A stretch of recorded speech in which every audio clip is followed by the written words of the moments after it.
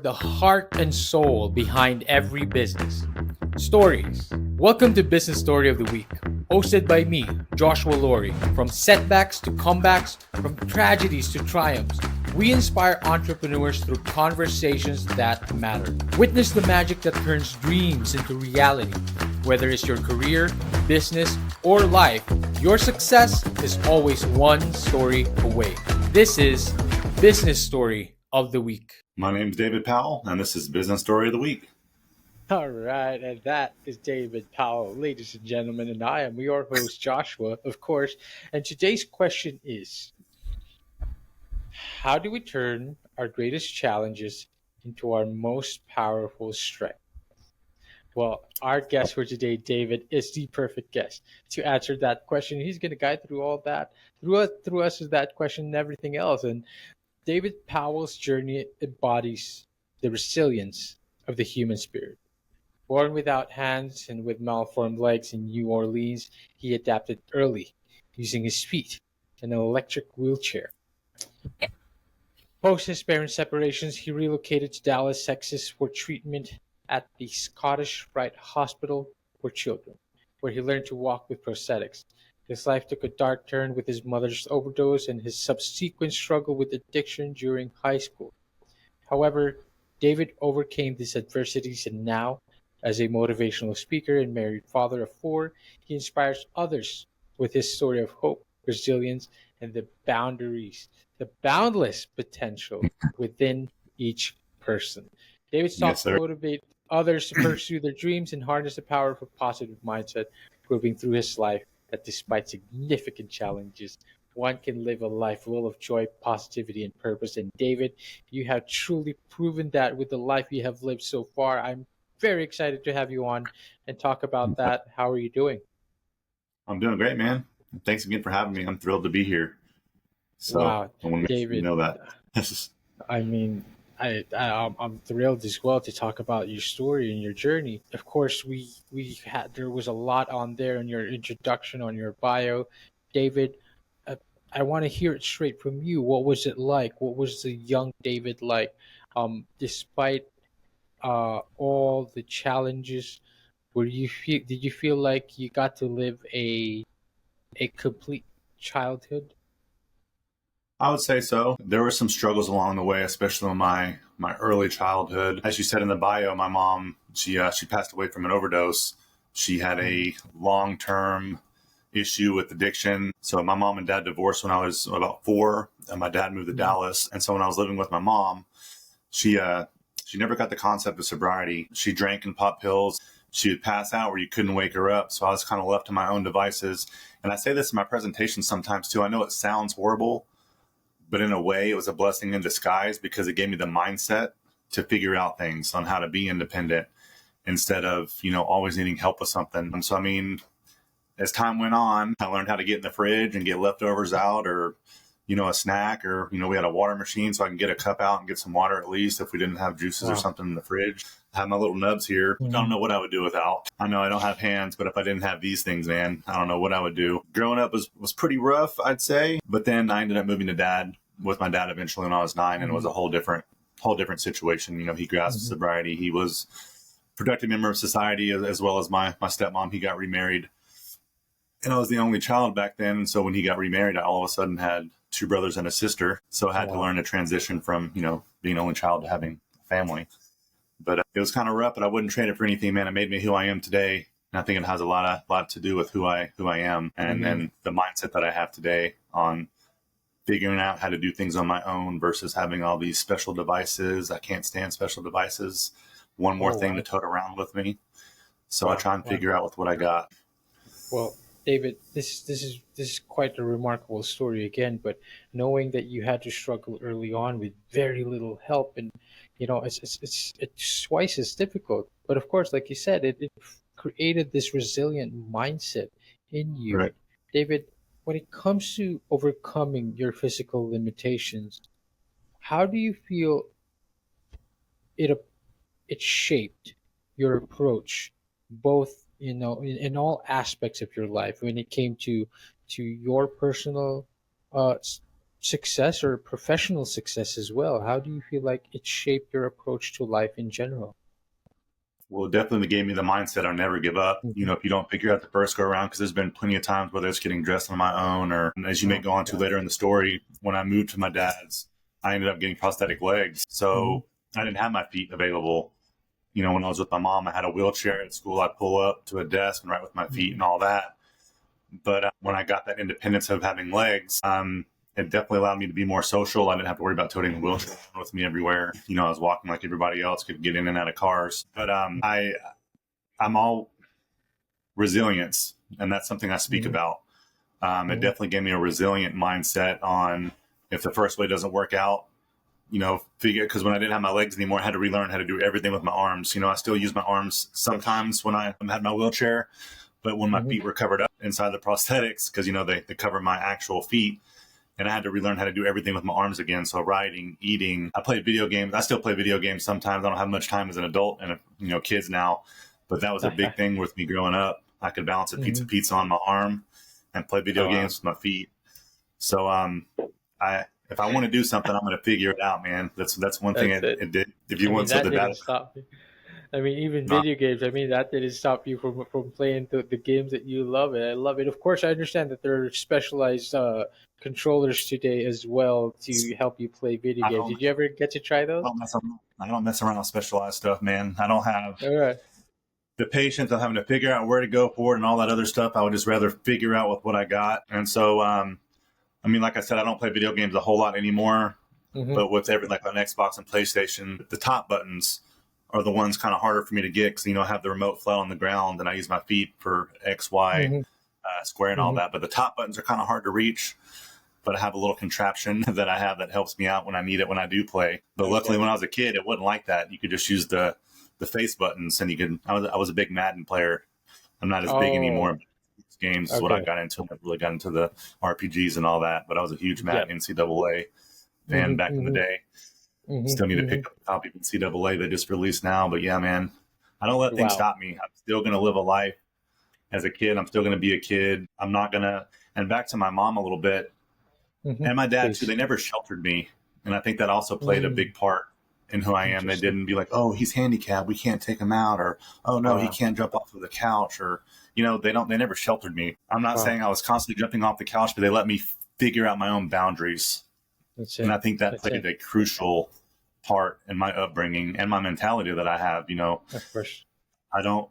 I was never sheltered. I mean, Yeah, I feel as like yeah, I feel like it helped you live the fuller life as well. I mean, I feel like the the things that you have now as an adult, of course, you have a wonderful family. You have a life to live with them as well. I feel like that wouldn't have been possible had they not allowed you to be you. Had they not allowed you to figure it out on your own. Because at the end of the day, if the whole world falls apart, all the support disappears, you are left with your own. You are left to figure it out on your own at the end of the day. But of course, I'm glad that you have that loving support system around you. But David, it must not have been easy as well growing up as an adult. I feel like the struggles never would have ended for you. I mean, you were out there, you were constantly fighting or overcoming these challenges. What was it like, you know, growing into adulthood and constantly reframing your resilience? How did you deal with ableism, and if you ever dealt with it, and how did you shape your mindset to kind of overcome that as well? hmm,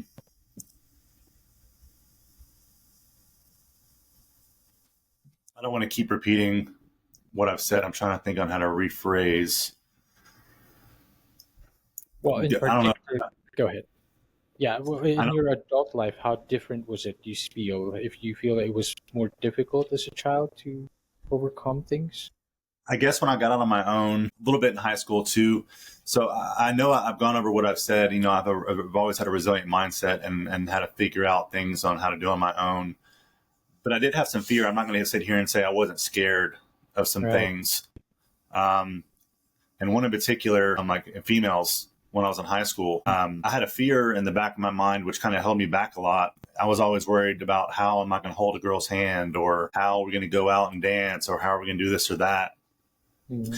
And on the same topic, having kids was kind of a big fear to me, because you see, changing diapers, making bottles. You see the picture perfect dad holding them up or throwing them up in the air and that kind of stuff.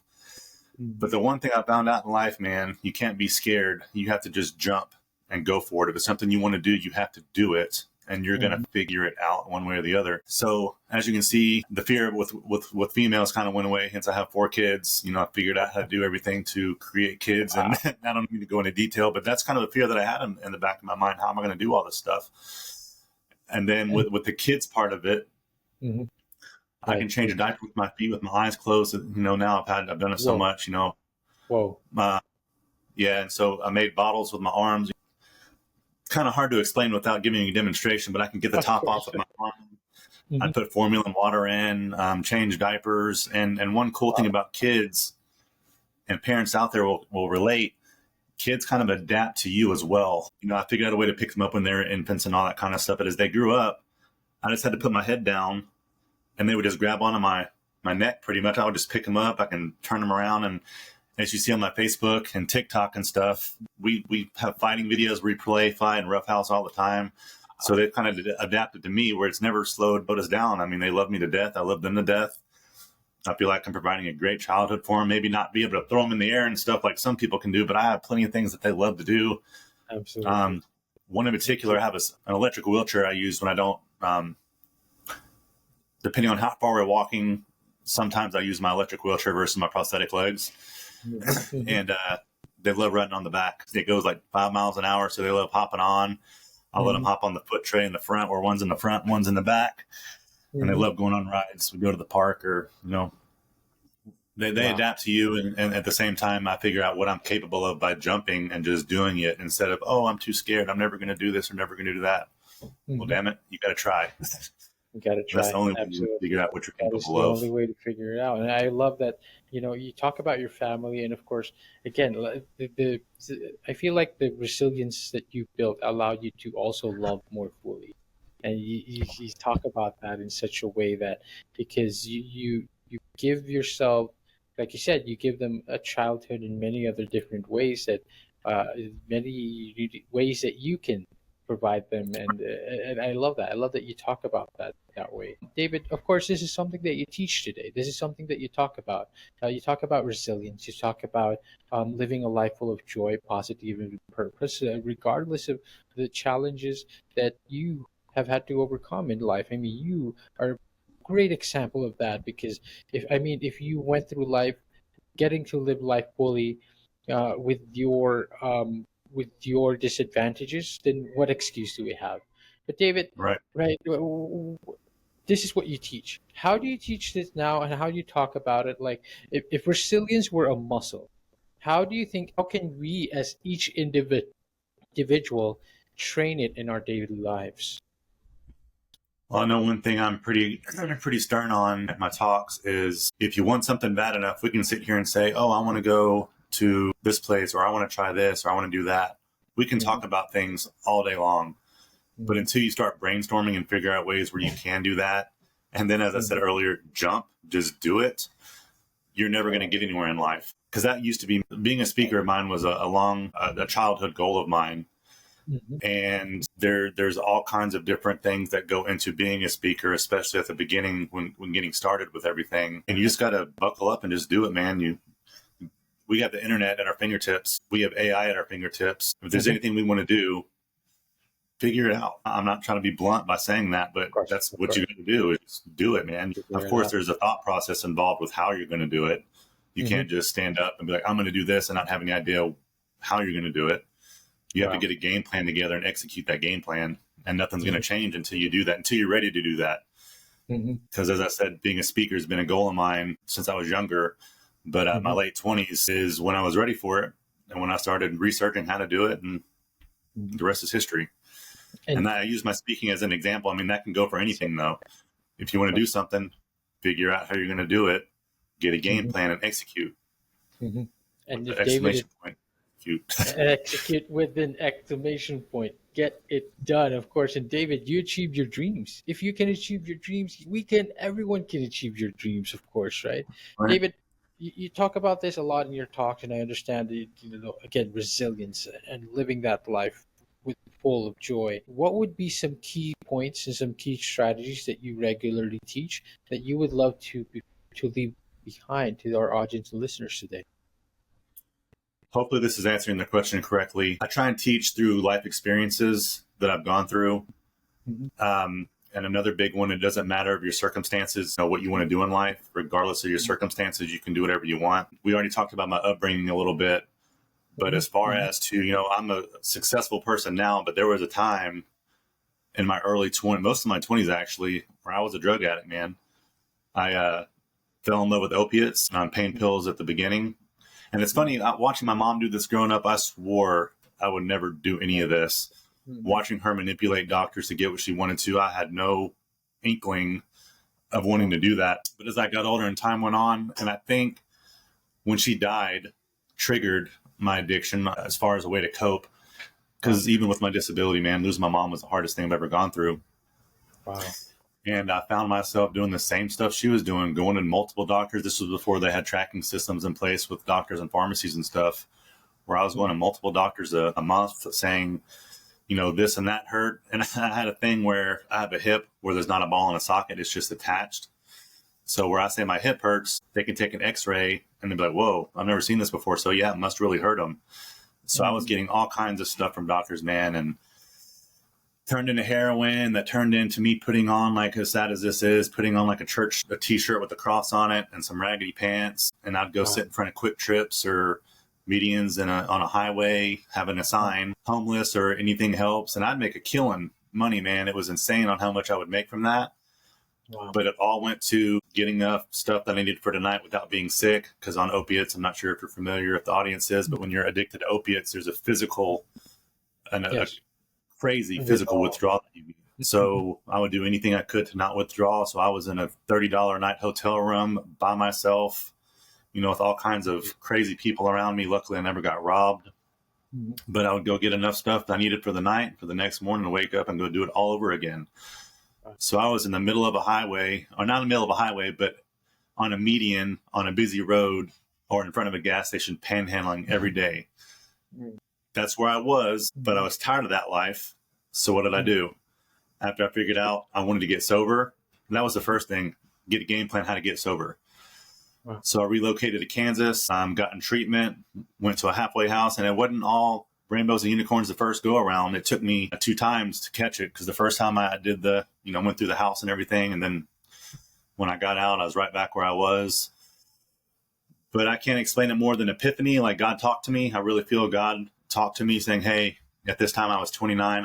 He was like, you're almost 30 years old. You don't have anything you want in life. Having a family was crucial to me. Being a speaker was crucial to me. So at 29 years old is when I turned my life around. And look at me today. So it doesn't matter where you came from. Back to what I was saying.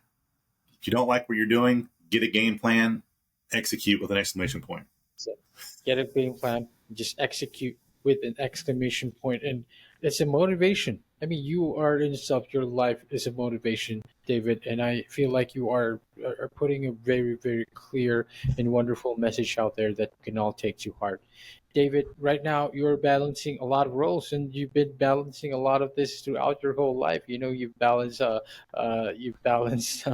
being like with all their disadvantages, and you've managed greatly so far. You've achieved your dreams. Now you're a motivational speaker. You also have your career in finance, and you also, of course, have your family goals, and you guide others towards their goals. How do you see yourself now, uh, in that kind of lifestyle? How do you achieve it? How do you balance all of that? And what is a David Powell like today? One thing I do want to say, and I don't like pushing this due to other people's preference, but God plays a major part in my life personally. And that was one good thing my mom did implement in my mind at a young age, is there is a God. Mhm. And she introduced me to him, and how her idea of who he is, which kind of transformed to me. God's been with me the whole time. I know I referenced him when I was getting sober. He's got my back all day long. as long as I have him, I can do anything, first of all. And secondly, balancing is not an easy task. Having four kids running around, maintaining my speaking career, and as you just said, I just got into a new career in the finance industry. There's so much to learn, and I haven't used a lot of financial tools that we sell. Life insurance is one of them. So it's a great career path on my age to not only help families, but also for my family, because, these things are important in life. So it's great for me getting in this field. Another stream of income. Having four kids is not cheap. And I want a great life for my kids. That's what I do it for. But man, balancing is something you really can't explain. You just have to do it. I can say it's not easy. That's for dang sure, especially at the beginning thing. So the speaking thing, I won't say is easy right now. It's still hard maintaining it. But when you're starting your new career, in the finance field, you have to spend a lot more time in it, and there's a lot more to learn. So when I'm starting a new career, that's tough to balance at the beginning. Like there's some times where I don't come out of my office all day long. I mean, I go to the bathroom and stuff, of course, and maybe eat something. But there's some days where I don't even see my family all day long. We're in the same dang house, but I don't see them at all because I'm driven and ambitious. And when I start something, I'm going to do it. And that there's many examples throughout my life that demonstrates that, if I want something in life, I'm going to do it one way or another. Some of the things are kind of hard to teach, and that's why I like to share my personal life experiences on what I did and how I overcame that experience, or how I got better with doing whatever it was I was doing. So that's one big reason why I like to use my life examples versus teaching stuff out of a textbook or something to that extent.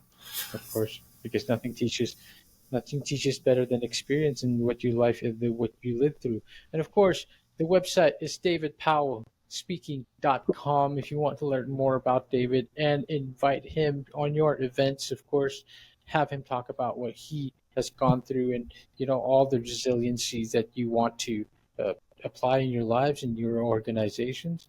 Find him on that website. David, where else can we find you? Where else can we connect with you? Well, I had a whiteboard out. You can see half of it, but the way the screen's set up. And so I'm on, All right. You already said my website. So I'm on Facebook, I'm on Instagram, I'm on X, I'm on YouTube. Most things are David Powell Speaking. I'm on Instagram. There's an underscore between David Powell. So it's David _Powell _speaking. YouTube, Facebook, that's all David Powell Speaking. And you can also Google. If you Google David Powell Speaking, I'm usually the first one that'll pop up, and you'll see all my social medias. You'll see my website first and foremost at the top. And so I definitely, if your group or your school or whomever is looking for some inspiration on overcoming life's challenges, on staying motivated, on personal growth even, I definitely want you to go check out my website and maybe contact me to meet personally and to be able to speak for your group. Absolutely. And of course, inspiration, resilience. If these are the things you want to talk about, go invite David. There isn't a better example that I can think of right now that embodies all of this. And this is something that is a very, very important message for everyone to learn and to be motivated from. David, I commend you. You have probably received a lot of commendations, a lot of in your life, but you truly deserve every bit of one. And I look forward to what you do in the future. Thank you so much. I appreciate you, Joshua. Thanks again for having me. To all our audience listeners out there, I hope you feel the motivation and the inspiration. Again, go check out David, go check out his website and invite him. And we will see you on the next one. Thanks, everyone. Bye-bye. All right, so here's the thing. We try to get a little bit better every day, but we can't do it without you. So if you like the video, make sure to like and subscribe below. And if you have any comments, just leave them in the space under.